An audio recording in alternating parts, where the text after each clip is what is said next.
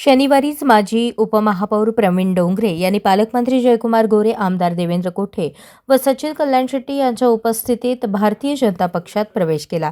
त्यानंतर स्थानिक स्वराज्य संस्थेच्या निवडणुकीबाबत रणनीती ठरवण्यासाठी त्यांनी या भागातील नागरिक व इच्छुक उमेदवारांना बैठकीस आमंत्रित केले होते.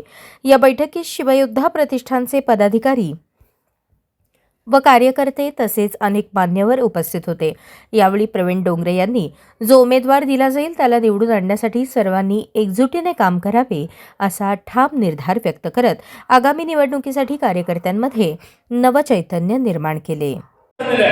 पण माझी जबाबदारी म्हणून पहिला उमेदवार भारतीय जनता पार्टीचा असेल, नसेल तर कुठलाही उमेदवार असू द्या, काय करायचं तुम्ही ठरवा. मी सांगणार नाही, कारण मी आता पक्षाचा आहे.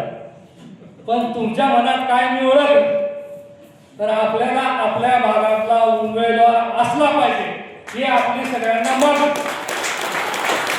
आणि मी आपल्याला सगळ्यांना विनंती करतो, ही बातमी एवढ्या पत्राशेडमध्ये नाही राहिली पाहिजे.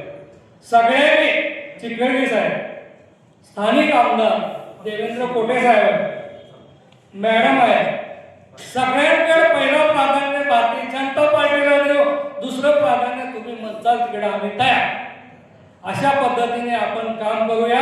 आणि या भागाचे नगरसेवक आता सरांनी तर फार मोठं सांगितलं, 4-4 नगरसेवक, 9ला 4, 12ला 4, 13ला 4 एवढे नगरसेवक होऊ शकत नाहीत आपल्यातले.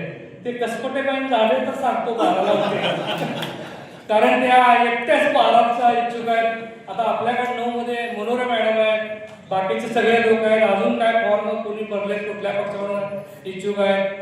आमचा बबलू पुणे फार धडपड करतो, आमचाच कार्यकर्ता आहे. त्याने आमच्याकडून अपेक्षा आहेत, आपण करू, व्यवस्थित करू. पण पहिला मूठ बांधा. अरे थांब रे जरा, पहिला मूठ बांधा, आपलं एकत्र व्हा.